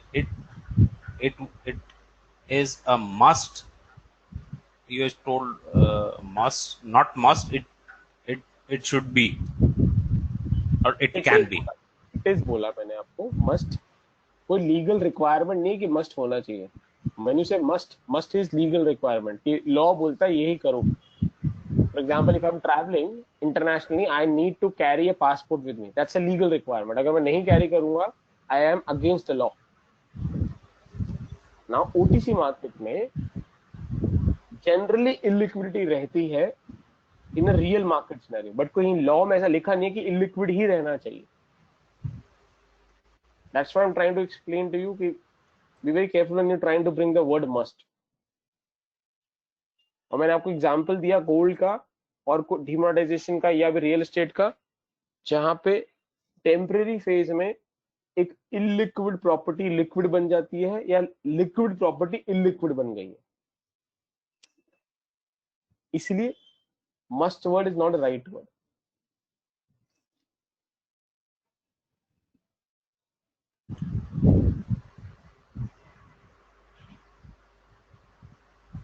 Okay. Guys, मैं आप लोगों को इतना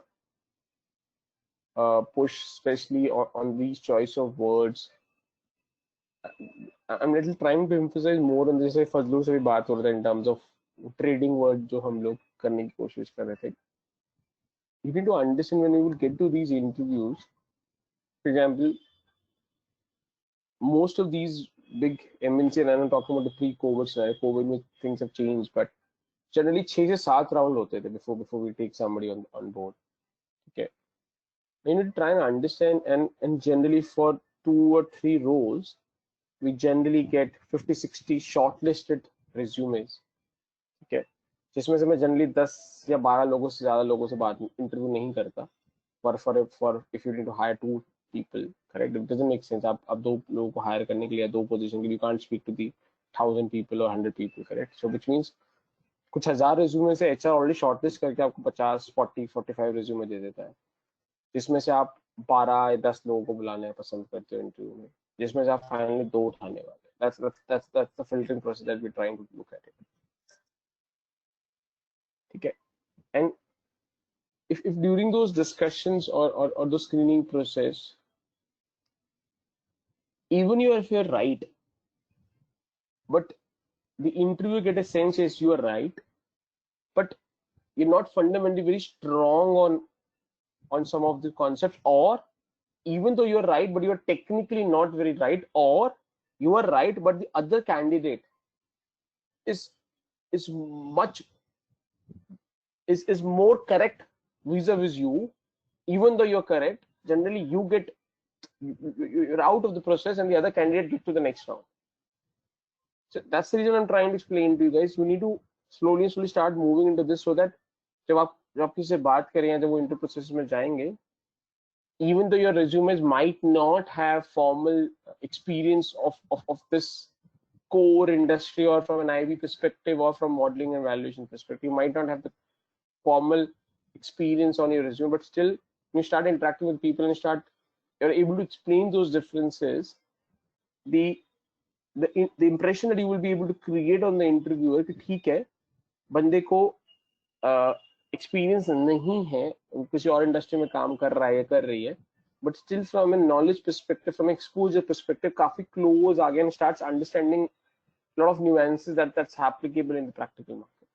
And that's where you start being that impact कि यार मेरे को experience नहीं है, फिर भी you start getting into the next round, and finally if you crack all those 6-7 rounds, then you're through and you get the offer from the organization.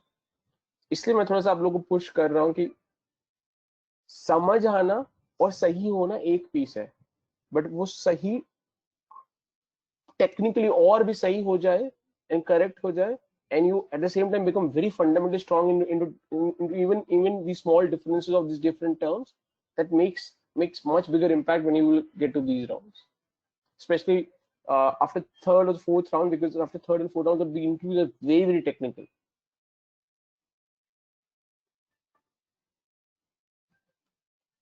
So हम PE fund discuss कर रहे थे. So the next is PE fund. तो fund क्या होता है? For example mutual fund example करते हैं. एक म्यूचुअल फंड क्या होता है? म्यूचुअल फंड में लेट्स अज्यूम इन्वेस्टर्स हैं. लेट्स अज्यूम इन्वेस्टर है A, B, C, D. ठीक है. A के पास 100 रुपीज है, तो A ने 100 रुपीज दिए, B ने 100 रुपीज दिए, C ने 100 रुपीज दिए, D ने 100 रुपीज दिए. तो यहाँ पे एक फंड, जिसको कॉर्पस बोलते हैं, क्रिएट हो गया. लेट्स अज्यूम 500 रुपीज का. तो यहाँ पे एक फंड मैनेजर बैठता है. तो फंड मैनेजर क्या करेगा?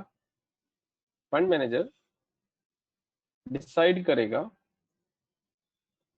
कि 500 रुपीज एक्स में लगाने, वाई में लगाने, कि सेट में लगाने. ये मार्केट है, स्टॉक मार्केट है या इन्वेस्टमेंट है, तो इसमें कितने कितने लगाने वो डिसाइड करेगा. यहाँ तक कोई डाउट? ये डिसीजन फंड मैनेजर लेगा कि ये 500 रुपए कहाँ पे इन्वेस्ट करने, कब इन्वेस्ट करने, कैसे इन्वेस्ट करने.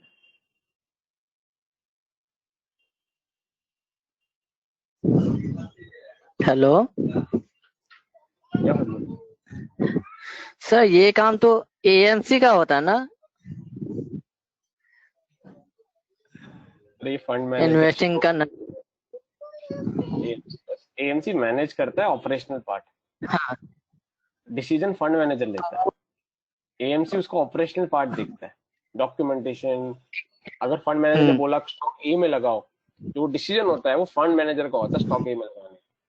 उसके बाद जैसे उसने बोला सारा काम तो सर, सारा काम तो AMC का होता है कि रिसर्चिंग, R&D करना, या फिर उसका कहाँ इन्वेस्टमेंट किया जाए, भले डिसीजन फंड मैनेजर करता हो. तो वही तो बोल रहा हूँ ना, फर्स्ट दो मैंने डिसीजन ही तो बोला, और ऑपरेशनल पार्ट AMC करके देता है. फंड मैनेजर ने बोला स्टॉक X को खरीद लो, तो फंड मैनेजर थोड़ा जाएगा स्टॉक खरीदने. वो AMC स्टॉक खरीदना है, स्टॉक आया कि नहीं है, पैसा डेबिट करना, क्रेडिट आना, उसका डॉक्यूमेंट देना, उसका कुछ रिसर्च बनाना है, वो सब AMC करता है ऑपरेशनल पार्ट. जो अकाउंटेबिलिटी ऑफ फंड मैनेजर, अगर ये मान लो ये पैसा डूब जाता है, गलत इन्वेस्टमेंट हो जाता है, तो कौन आंसरेबल है? AMC की फंड मैनेजर? Fund manager. वही बोल रहा हूँ. तो वो फंड मैनेजर डिसाइड करता है. इनफैक्ट जब हम म्यूचुअल फंड चूज करते हैं कि कौन से म्यूचुअल फंड में इन्वेस्ट करना है, तो मैं AMC को देख के चूज नहीं करता हूँ. मैं फंड मैनेजर की कैपेबिलिटी और उसका हिस्टोरिकल रिटर्न जनरेट करने की कैपेसिटी को देख के चूज करता हूँ. क्योंकि मेरे जो डिसीजन मेकिंग पावर है वो फंड मैनेजर के पास। अब जो नीचे ऑपरेशनल पार्ट है वो एएमसी करता है, वो मैं डिस्कस नहीं कर रहा हूँ। ये 500 रुपए कौन इन्वेस्ट करेगा, कहाँ इन्वेस्ट करेगा, कब इन्वेस्ट करेगा, वो डिसीजन फंड मैनेजर यस और नो करता है।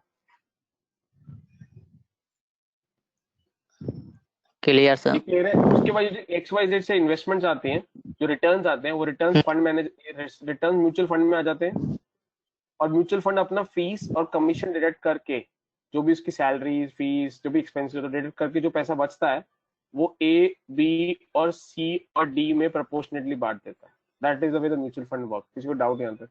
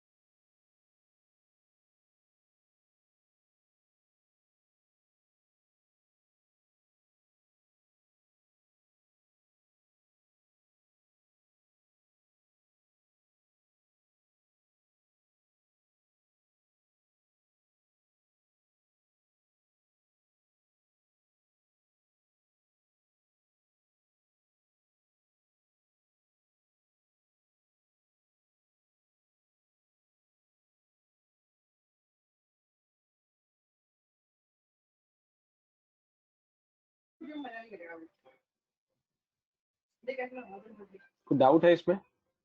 सिमिलरली PE फंड होता है। लेट्स अज्यूम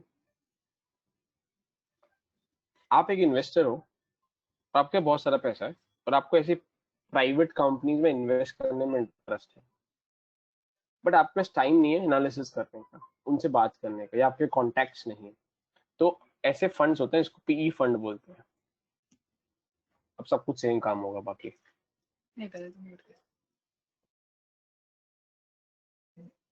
बाकी सब कुछ सेम वर्क होता है। सो A will go and invest, B will go and invest, C will go and invest, और यहाँ पे इसको फंड मैनेजर नहीं बोलते, बट यहाँ पे कोई बैठा होता है, ठीक है, टीम होती है मान लो, ठीक है। द टीम विल डिसाइड कि ये PE फंड कौन सी प्राइवेट कंपनीज में इन्वेस्ट करेगा, और फिर वहां से जो रिटर्न्स आएंगे वो प्रोपोर्शनली इनको मिलते रहते हैं। ठीक है, ये क्लियर है? PE फंड क्या होता है? It works like a mutual fund. The only difference is these funds specialize into investment into private companies. Okay, sir. Is everybody clear with PE fund?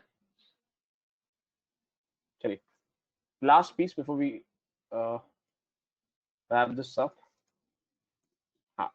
This comes to the structure of PE fund. ये PE fund है, ये वो investors हैं ABC। जो investors होते हैं इनको general partners बोला जाता है। सॉरी, इनको लिमिटेड पार्टनर्स बोला जाता है।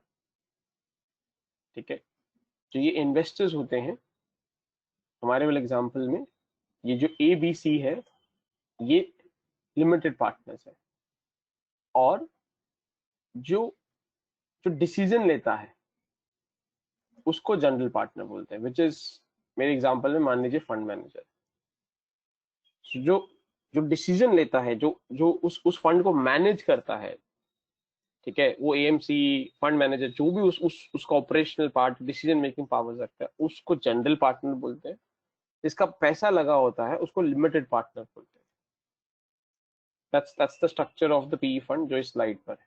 so who are general partners? जो फंड्स को मैनेज करते हैं। who is limited partners? जो इन्वेस्ट करते हैं। गाइस कोई डाउट इस स्लाइड पे? देख लीजिए, ये this is the structure of private equity जो मैंने सिंपल तरीके से समझाया। सबसे नीचे इन्वेस्टर्स है, इन्वेस्टर्स अपना पैसा देते हैं फंड को, ये फंड को मैनेज करने के लिए यहाँ पे एक टीम बैठी होती है, ये टीम डिसाइड करते हैं कहाँ इन्वेस्ट करना है, नहीं इन्वेस्ट करना, and the team is called as general partners, and जो इन्वेस्ट करते हैं that is called as limited partners. So जैसे म्यूचुअल फंड में AMC बोलते हैं, फंड मैनेजर बोलते हैं, वो टर्म्स को हटा दिया जाता है और दूसरे टर्म्स को लाया जाता है general partner and limited partner.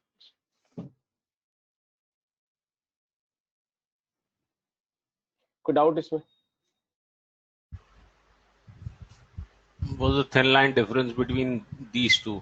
Because I've not understood about this mutual and PE funds.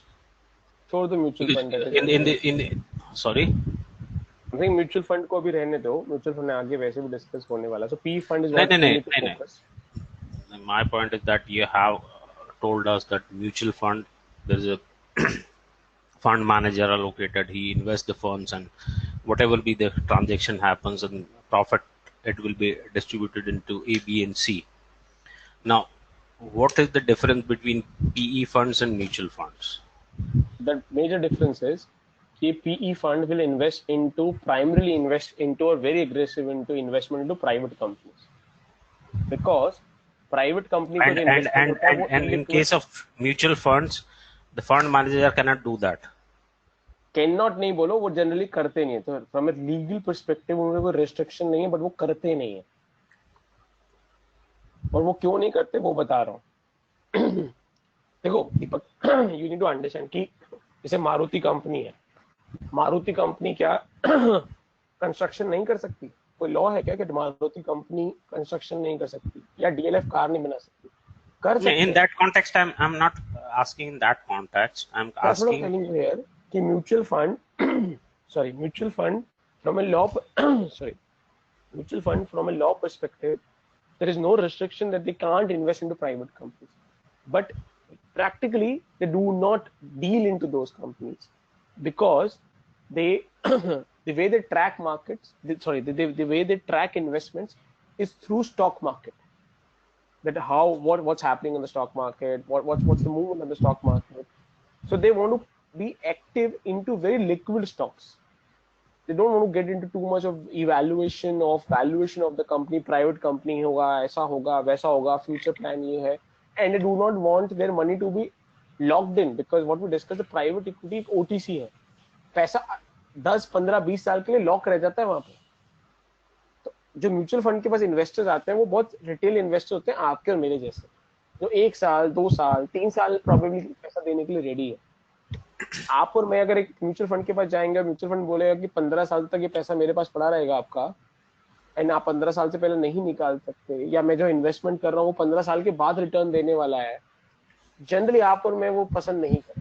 That's why market में दो अलग अलग इन्वेस्टमेंट सोर्सेज अवेलेबल है. One for those category of the investors जो लॉन्ग टर्म पैसा डिप्लॉय कर सकते हैं. That's why the PE funds comes into the picture.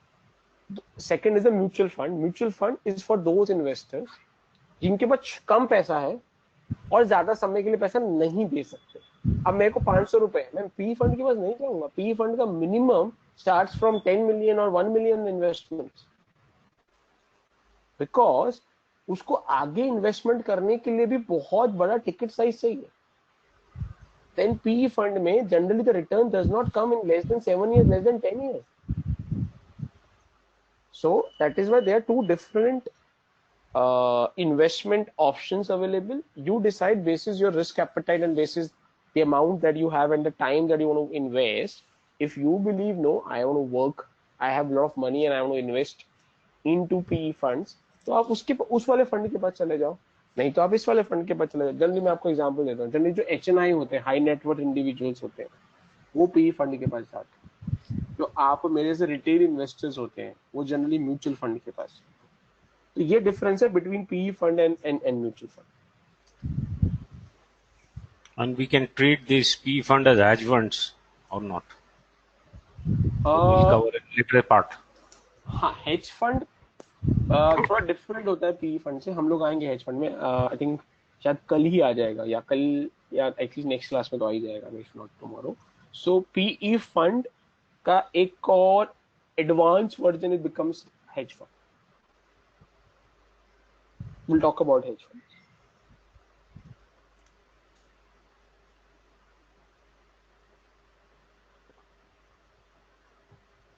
Anybody, any other doubt? Are we clear with this? General partner, limited partners, guys, this is important.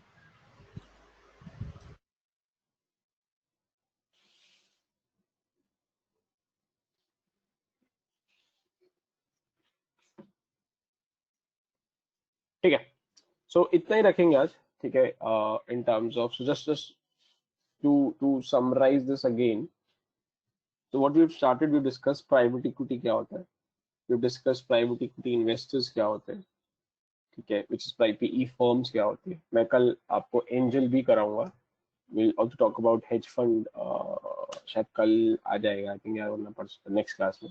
So we'll talk about angel, and then I will also bring in the concept of VC tomorrow, venture capital. So ये सब हम कल करेंगे और probably in coming classes करेंगे. What we discussed today is private placement क्या होता है. We've discussed what is PE fund, and in PE fund उसका legal structure कैसे है define है इंडिया में. So which is limited partners and a composition of a general partners. ठीक है, लास्ट टाइम कुछ पूछना है बिफोर वी क्लोज?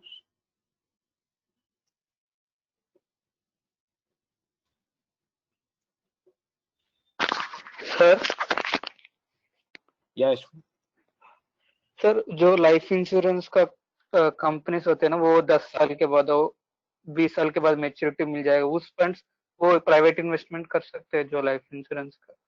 तो म्यूचुअल फंड्स में भी होते हैं ना, तो 20 साल के बाद जो मेच्योरिटी आएगा तभी हम ले पाओगे वापस money. So we'll talk about this insurance company, मैंने यहाँ पे रखा हुआ है. We'll talk about this insurance company tomorrow. So insurance company के कुछ pieces private equity में आते हैं, कुछ pieces PE fund में आते हैं, और कुछ pieces other segments में जाते हैं. So that's why we'll talk about this tomorrow. Okay sir.